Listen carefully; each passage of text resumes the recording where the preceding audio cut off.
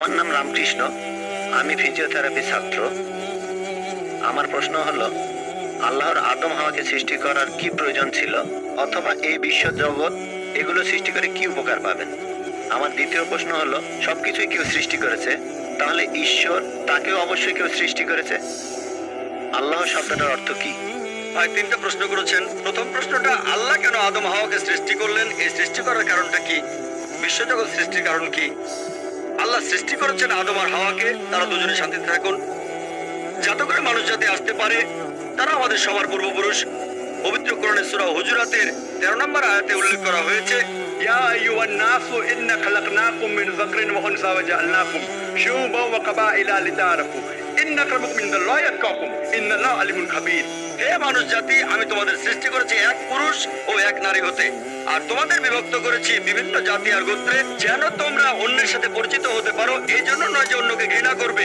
আর আল্লাহর কাছে অধিক মর্যাদা সম্পন্ন সেই ব্যক্তি যার আছে তাকওয়া। আল্লাহ যেটার মাধ্যমে মানুষের বিচার করেন, টাকা পয়সা নয়, গায়ের রং নয়, জাতি বা গোত্র নয়, ধর্মমত নয়, সেটা হলো তাকওয়া। সেটা হলো আল্লাহকে মানা, ন্যায় পরায়ণতা, ধার্মিকতা। তাহলে আদম আর হাওয়া আলাইহিস সালাম, তারা আমাদের সবার পূর্বপুরুষ। আপনারও পূর্বপুরুষ, আমারও পূর্বপুরুষ, সব মানুষের। সেজন্য আপনাকে ভাই বলে রেখেছি। ভাই, সব মানুষ ভাই ভাই। আল্লাহ বলেছেন, ইয়া আইয়ুহান নাস, হে মানুষ জাতি। আর পবিত্র কোরআনে সূরা ইসরার 70 নম্বর আয়াতে উল্লেখ করা হয়েছে, ওয়া লাকাদ কাররামনা বানি আদামা। আল্লাহ তাআলা মর্যাদা দিয়েছেন সব আদম সন্তানকেই। হোক আপনি জন্ম নেন ইন্ডিয়ায়, আমেরিকায়, ইংল্যান্ডে, জন্মান কোন হিন্দু পরিবারে বা মুসলিম পরিবারে বা খ্রিস্টান পরিবারে, আল্লাহ বলেছেন তিনি সব মানুষকে মর্যাদা দিয়েছেন। মানুষের জন্মালে আল্লাহ তাকে মর্যাদা দেবেন। সে হোক আপনার নাম জাকির, আব্দুল্লাহ, রামু, শঙ্কর, মানুষের জন্মালে আল্লাহ মর্যাদা দেবেন। আপনার প্রশ্নতে আসি, কেন আল্লাহ তাআলা মানুষ সৃষ্টি করলেন? আল্লাহ মানুষ সৃষ্টি করেছেন কারণ আল্লাহ বলেছেন মানুষ হলো আল্লাহ সৃষ্টির মধ্যে সেরা। আল্লাহ তাআলা অন্য যা কিছু সৃষ্টি করেছেন তা আল্লাহকে মানে।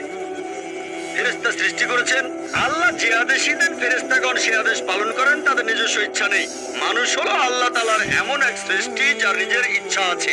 আমরা তার কথা মানতেও পারি, নাও মানতে পারি। তাই আল্লাহ আমাদের সৃষ্টি করেছেন, আমরা হলাম তার সৃষ্টির সেরা, আশরাফুল মাখলুকাত। তবে আমরা আল্লাহ তাআলার কথা মানতে পারি, নাও মানতে পারি। যদি আল্লাহর আদেশ মানেন তাহলে জান্নাতে যেতে পারবেন, তাহলে বেহেশতে যাবেন, স্বর্গে যেতে পারবেন। যদি আদেশ না মানেন তাহলে জাহান্নামে যাবেন, দোজখে যাবেন। তাহলে এই জীবনটা পরকালের জন্য পরীক্ষা। পবিত্র কোরআনে সূরা মুলকে 2 নম্বর আয়াতে উল্লেখ করা হয়েছে, আল্লাযী খালাকাল মাউতা ওয়া হায়াতা। আল্লাহ তাআলা সৃষ্টি করেছেন জীবন ও মৃত্যু তোমাদের পরীক্ষা করার জন্য। তাহলে এই জীবনটা হলো পরকালের জন্য পরীক্ষা। তাহলে আল্লাহ মানুষ সৃষ্টি করেছেন। আর আল্লাহ বলেছেন সূরা জারিয়াতের 56 নম্বর আয়াতে উল্লেখ করা হয়েছে, ওয়ামা খালাকতুল জিন্না ওয়াল ইনসা ইল্লা লিয়াবুদুন। আমি সৃষ্টি করেছি জিন ও মানুষকে যেন তারা আমার ইবাদত করে।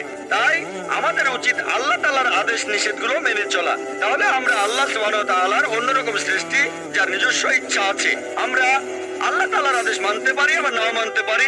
অন্যান্য সকল সৃষ্টি যেমন তারা, গাছ, পাহাড়, পবিত্র কোরআন বলছে তারা আল্লাহ তাআলাকে সিজদা করে, তার সামনে নতজানু হয়, আল্লাহকে মানে। আমাদের স্বাধীন ইচ্ছা আছে, আল্লাহ আমাদের এই স্বাধীন ইচ্ছা দিয়েছেন। এই স্বাধীন ইচ্ছা নিয়ে যদি আল্লাহকে মানেন, আপনি তাহলে ফেরেশতাদের উপরে চলে যাবেন। আর যদি আল্লাহ তাআলাকে না মানেন, তখন হবেন শয়তানের সহযোগী।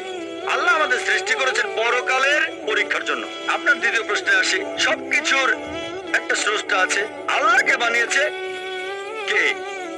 যদি কেউ বলে সবকিছুরই একটা স্রষ্টা আছে, কথাটা ঠিক নয়। সব সৃষ্ট জিনিসের স্রষ্টা আছে। আল্লাহ তাআলার সংজ্ঞা হচ্ছে তাকে কেউ সৃষ্টি করেনি। যখনই বলবেন কে আল্লাহকে বানিয়েছে, সে আল্লাহ নয়। আল্লাহ তাআলার সংজ্ঞা হচ্ছে তিনি সৃষ্টি হননি। ধরেন এক লোক আপনাকে বলল যে ভাই, আমার বন্ধু জন, সে হাসপাতালে ভর্তি হয়েছে, সে একটা বাচ্চার জন্ম দিয়েছে। বলতে পারবেন এই বাচ্চাটা ছেলে না মেয়ে? বলতে পারবেন? চেষ্টা করেন, দেখেন। পারবেন না কেন? ছেলে না মেয়ে? না। ধরেন ভাই জন, সে হাসপাতালে ভর্তি হয়েছে, সে একটা বাচ্চার জন্ম দিল। এই বাচ্চাটা ছেলে না মেয়ে? আপনি বলতে পারবেন? না না। 50% চান্স ছেলে না মেয়ে। লোকজন সবাই হাসছে কেন? বলতে পারবেন? পারবেন না কেন? যে উত্তরই বলেন সেটা কি ঠিক হবে? চেষ্টা করে দেখেন যে বাচ্চাটা জন্মালো সে কি ছেলে না মেয়ে? চেষ্টা করেন। মেয়ে। মেয়ে। ভাই, পুরুষ লোক কি বাচ্চার জন্ম দিতে পারে? হ্যাঁ, এখানে আপনি ভুল করেছেন। একইভাবে ভুল করেছেন যখন বললেন কে আল্লাহকে বানিয়েছে। পুরুষ লোক কোনো বাচ্চার জন্ম দিতে পারে না, তাহলে তো মেয়ে বা ছেলে হওয়ার প্রশ্নই আসে না। এখন কি আপনি বুঝতে পেরেছেন? হ্যাঁ, বুঝতে পেরেছেন, এই তো ভালো। পুরুষ লোক কোনো বাচ্চার জন্ম দিতে পারে না, তাহলে তো ছেলে বা মেয়ে হওয়ার কোনো প্রশ্নই আসে না। যখন প্রশ্ন করলেন কে আল্লাহকে সৃষ্টি করেছে, আল্লাহর সংজ্ঞা হচ্ছে, ঈশ্বরের সংজ্ঞা হচ্ছে তিনি সৃষ্টি হননি। যখনই বলবেন কে আল্লাহকে বানিয়েছে, সে আল্লাহ নয়। ওয়ালা মেকুল্লাহ কুফুয়ান আহাদ, তার সমতুল্য কেউ নেই। এবারে আপনার শেষ প্রশ্নটাতে আসে, আল্লাহকে আল্লাহকে সবচেয়ে সেরা সংজ্ঞাটা আছে পবিত্র কোরআনের সূরা ইখলাসে 1 নম্বর থেকে 4 নম্বর আয়াতে উল্লেখ করা হয়েছে। এখানে বলা হয়েছে যে কুল হুয়াল্লাহু আহাদ, বলো তিনি আল্লাহ এক অদ্বিতীয়, আল্লাহুস সামাদ, তিনি অবিনশ্বর চিরস্থায়ী, লাম ইয়ালিদ ওয়া লাম ইউলাদ, তিনি জন্ম নেননি, কাউকে জন্ম দেননি, ওয়া লাম ইয়াকুল লাহু কুফুয়ান আহাদ, তার সমতুল্য কেউ নেই। এই হলো 4 লাইনের সংজ্ঞা আল্লাহ সুবহানাহু ওয়া তাআলার। যদি কোনো মানুষ, যদি কেউ বলে যে অমুক লোকটা আল্লাহ, সেই লোক যদি এই 4টা শর্ত পূরণ করতে পারে, আমাদের মুসলিমদের কোনো আপত্তি থাকবে না সেই লোককে আল্লাহ বলে মেনে নিতে। 4 লাইনের সংজ্ঞা, এটাই হলো ধর্মের লিটমাস টেস্ট। আল্লাহ তাআলার সংজ্ঞা প্রথমটা হলো কুল হুয়াল্লাহু আহাদ, বলো তিনি আল্লাহ এক অদ্বিতীয়, আল্লাহুস সামাদ, আল্লাহ বিনশ্বর চিরস্থায়ী, লাম ইয়ালিদ ওয়া লাম ইউলাদ, তিনি জন্ম নেননি, কাউকে জন্ম দেননি, ওয়া লাম ইয়াকুল লাহু কুফুয়ান আহাদ, তার সমতুল্য কেউ নেই। যদি হিন্দু ধর্মগ্রন্থগুলো পড়েন, সেখানেও একই রকম কথা বলা হয়েছে, কুল হুয়াল্লাহু আহাদ। এটা পাবেন আপনাদের ছান্দোক্য উপনিষদে 4 নম্বর অধ্যায় 2য় অনুচ্ছেদের 1ম পরিচ্ছেদে। একামে বিদিতাম, ঈশ্বর মাত্র একজন, দ্বিতীয় কেউ নেই। দ্বিতীয় টেস্ট আল্লাহুস সামাদ, আল্লাহ বিনশ্বর চিরস্থায়ী। ভগবদ গীতা 10 অধ্যায় 3 অনুচ্ছেদ বলছে, আমাকে বলা হয় এই বিশ্ব জগতের প্রভু, আমি জন্ম নেইনি, কোনো শুরু নেই। তৃতীয় টেস্ট লাম ইয়ালিদ ওয়া লাম ইউলাদ, তিনি জন্ম নেননি, কাউকে জন্ম দেননি। আর শ্বেতক্ষেত্র উপনিষদে আছে 6 নম্বর অধ্যায়ের 9 অনুচ্ছেদে, নাচাইসা কাছে জানিতা নাচাতিপা, ঈশ্বরের কোনো প্রভু নেই, তার কোনো বাবা মা নেই, মহান ঈশ্বরের কোনো বাবা নেই, তার কোনো মা নেই।